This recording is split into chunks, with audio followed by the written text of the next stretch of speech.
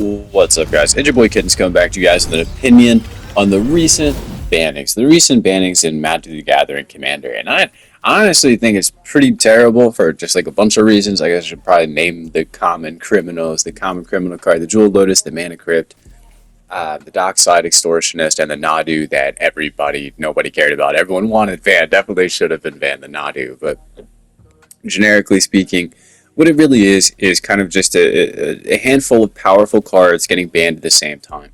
My first problem with this is kind of a logical problem. You know, the thing that I was posting and kind of talking about is there's hundreds of cards in Commander and Magic the Gathering that are very powerful. They basically just walked over to a section of hundreds of cards that are obnoxiously powerful, banned 3 or 4, and then went, we banned these cards because they're obnoxiously powerful. And it basically leaves the market in this weird spot of where am I going to spend $1,000 because $400 to $500 of singleton cards at the cheapest price possible are banned now. So like straight up, like it's like this awkward level of like where am I going to spend money because I want to buy cards that are good, and our rules committees and our is Magic the Gathering going to just Wizards going to just ban cards on the arbitrary basis of being good cards. And, in a lot of ways, yes. I mean, that's kind of how ban lists work. But in Commander, it's just awkward. I mean, one of the weird things as I'm sitting around thinking about it is like, why did they target competitive Commander? Why did they target CDH? Well, the reason that I'm thinking, oh, they're targeting CDH is because these cards are gated already. I mean, if you go to a play group and you go, oh, yeah, I'm playing a moderately strong deck, and then you drop Jewel Lotus into your Commander, and then next turn go Mana Crypt into Dockside, your opponents are going to be looking at you like just naming shit, just going like, yo, like Jewel Lotus, Mana Crypt, like what are you doing? Like that's literally what they're just going to be naming stuff, like going like, yo, like what are you doing? So it's just like these are cards that are already gated. Like the fact that I'm sitting around going, why are they targeting competitive, is because these cards are basically played in competitive. Like you're just not really going to find these already like in normal play groups. I mean, another thing that's kind of just like a point that you can make is there's multiple cards you can point at that are obnoxiously powerful that don't hold price points because the cards aren't fun to play against.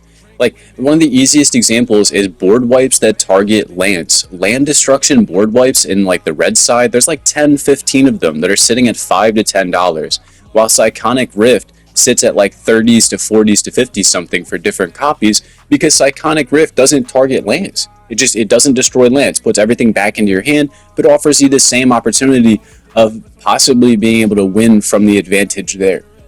Just banking all of your mana and then replaying a bunch of stuff after everything's destroyed. So you still have a board of creatures, or you still have, X, Y, and Z. So the weird thing is that there's a bunch of these cards that are just objectively better that don't hold price points because people don't play them because they're not fun to play against. Like, you get in trouble with your friends. Like, your friends sit there and go like, yo, like, why are you playing this obnoxious card? So there's a number of examples that across the board too, where you can kind of point at Commander, where Commander would be the reasonable play group that would play a handful of these cards, like the land destruction board wipes, for the the example, and then and that's what it kind of affects the market. So I mean, for those reasons, yeah, I mean that's annoying. I mean, another like kind of a big reason is that these cards are known to be competitive. When I sit down in a play group and a person goes, oh yeah, I'm playing a moderately strong deck, but they're actually playing something way too strong, and then go like Mana Crypt, Jewel Lotus, all these strong cards, I want to be able to sit there and go like, yo, like those cards are a little too strong. You shouldn't be playing Mana Crypt, Jewel Lotus because you just told me we're playing like a not that strong game. But what happens now is a person could go Soul Ring, Arcane Signet into Strike It Rich, and then go, oh yeah, I just got lucky because I'm running a bunch of 1 mana, 2 mana rampers.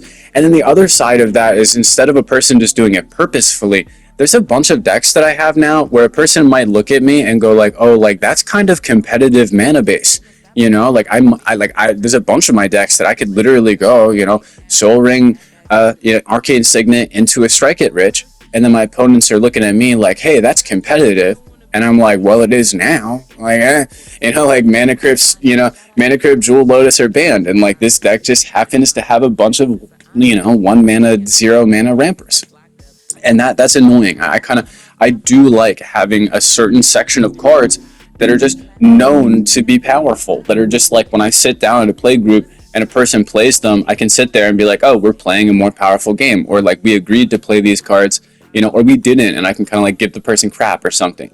You know, I don't want to have this weird, foggy situation, this gray situation of a person plays Strike It Rich, or just like a lot of 2 mana rampers, a lot of 1 mana rampers across the board, and then just kind of like, and then there's also the problem of like there's new cards, like financial side. So like for me personally, so like Ancient Tomb is now one of the most powerful ramp cards that'll be in CDH because it can power out your 2 mana rampers right away, your two CMC, stuff right away, and I don't have one.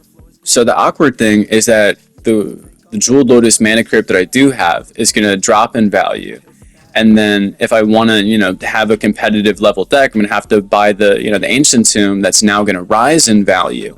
And if, let's say Mana Crypt, Jeweled Lotus ever come back into the pool, the Ancient Tomb that I just bought to, stay in the competitive lane or whatever is gonna, drop back in price probably to kind of, end up somewhere back to where it was in, the pre-existing markets that we had, or maybe it stays at the higher price. But I'm basically, if I want a handful of these pieces that are going to rise in value that I actually don't have, like I don't have a Grim Monolith, a handful of these cards that are going to kind of just be the replacements for these, competitive pieces I don't have are going to rise in value, and they might drop once, Mana Crypt and Jeweled Lotus maybe come back, if they ever do.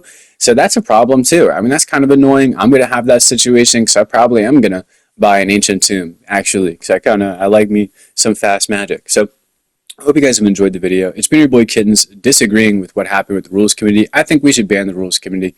It's just annoying. Peace.